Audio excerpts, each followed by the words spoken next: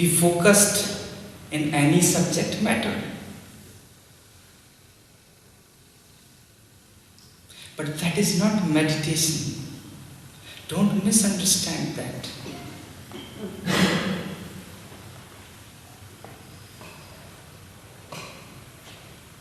It's good for science. Scientists, they use it. But it is not religious. It is not meditation. It's a faculty of your mind that you can focus your consciousness in particular direction. You can make it pinpoint.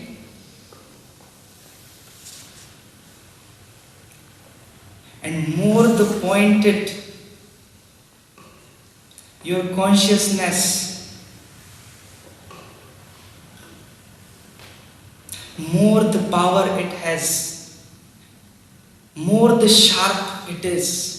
It is like a sharp sword. You can cut anything.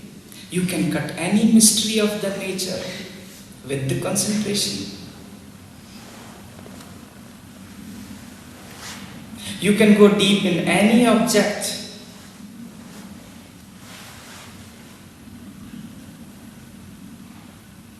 But that is not meditation. That is concentration, and many people, they understand that concentration is meditation. Concentration is good, but not meditation. It can be useful for science. But when you are exploring, when you are understanding about meditation, don't misunderstand the word.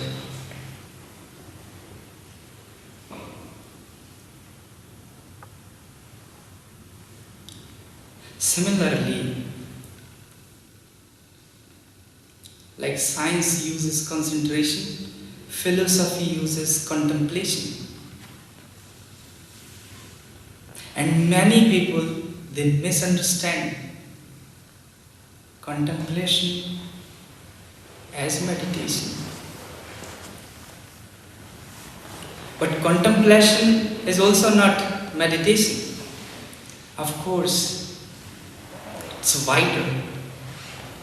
It's not as narrow as concentration.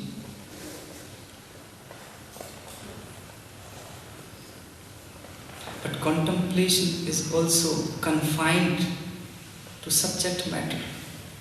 Like if you think of beauty,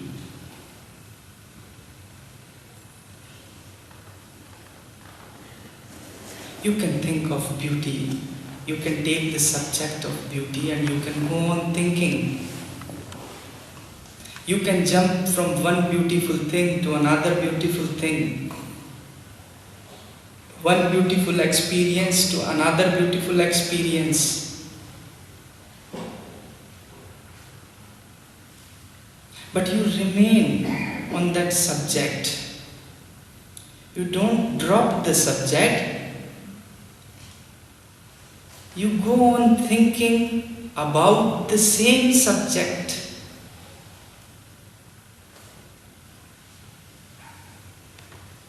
A particular subject. Of course, it is not that as narrow as concentration, but it is also confined, it's also limited to particular subject matter.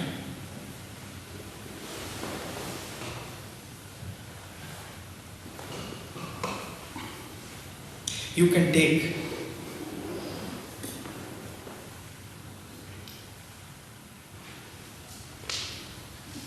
any subject, and usually philosophy deals with contemplation. It goes on thinking, it takes one subject. You might take any subject, any object,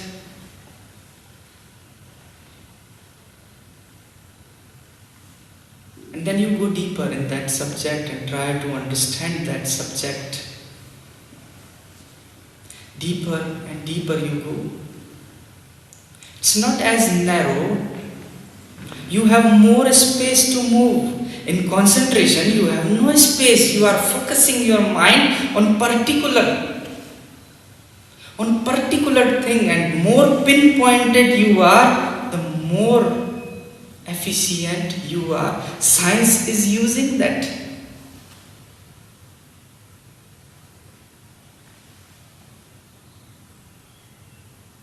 That's why scientists are very narrow-minded.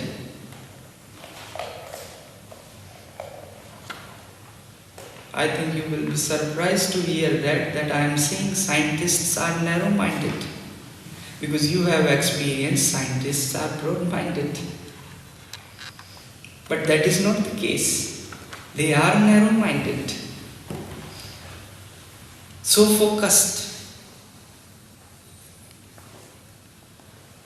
So focused about their particular subject. Not knowing anything about the outer world.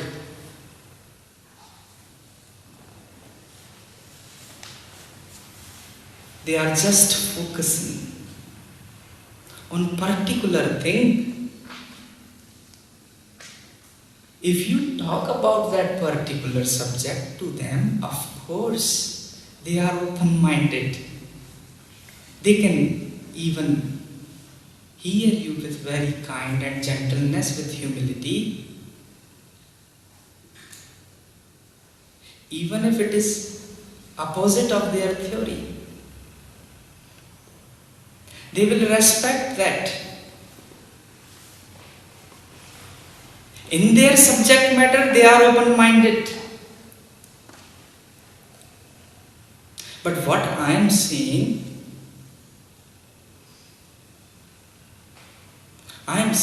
they are very narrow-minded.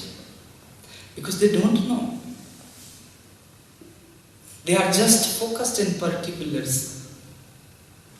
Pinpointed consciousness. They are not knowing anything what's happening around. They go in the same direction. If you talk about here and there, a scientist might not know. And bigger the scientist, more narrow the scientist. More oblivious.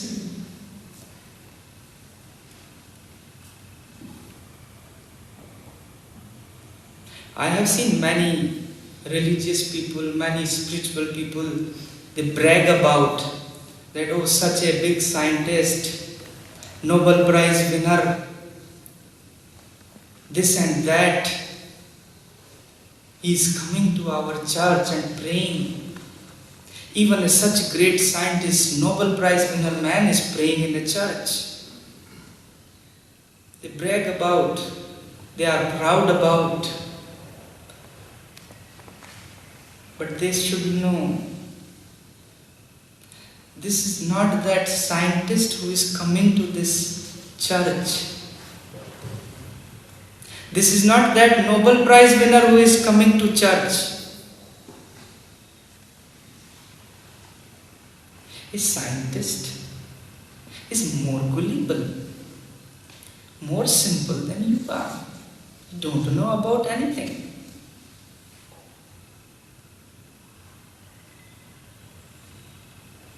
In his subject matter, he is master, he knows everything. He is very concentrated.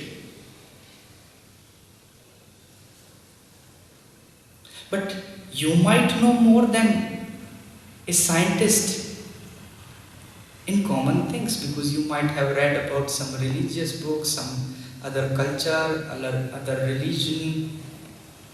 You might have thought about some things. But scientist never thinks. He is just limited to his subject. He is only thinking about that.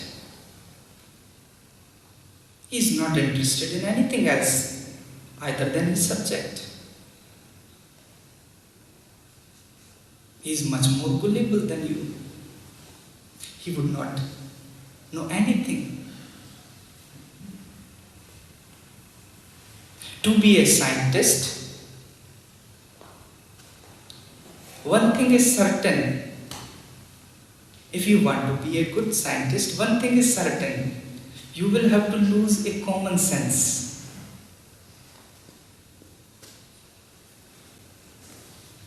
Common sense is sense of common people. And scientists and philosophers, they are not common. So they don't use common sense, they use uncommon sense.